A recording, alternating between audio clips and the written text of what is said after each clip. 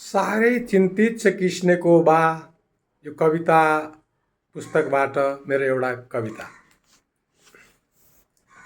मेरो घर र मेरो देश बनाउँछु अनि फेरि भत्काउँछु, भत्काउँछु अनि फेरि बनाउँछु। मेरो घर र सँगसँगै मेरो देश।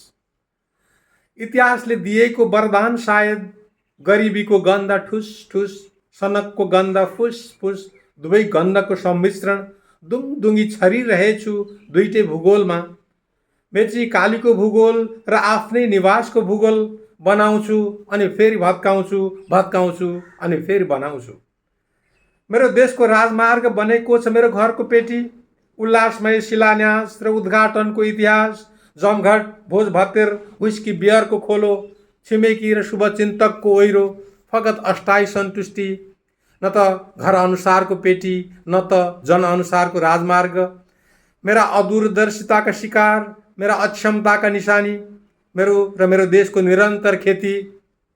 बनाउँछु अनि फेरि भत्काउँछु, भत्काउँछु अनि फेरि बनाउँछु। मेरो देशको योजनाका तस्बिर झुन्डिएका छन् मेरो घरका भित्तामा।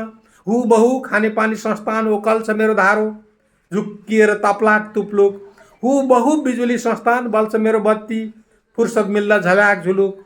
मेरो घरको ढल निकास हुबहु जुम्ल्या जस्ता छन् आफ्नै देशका सिँचाइ नहर र कुलो झैँ। बेपरवाह टालिने, पुरिने र कामै नलाग्ने। हुन्छ कि यसो, मिल्छ कि यसो, मेरो देश बोक्दैछ भारी जोड्ने र तोड्नेको, जसरी मेरो घर जोडिँदैछ र तोडिँदैछ।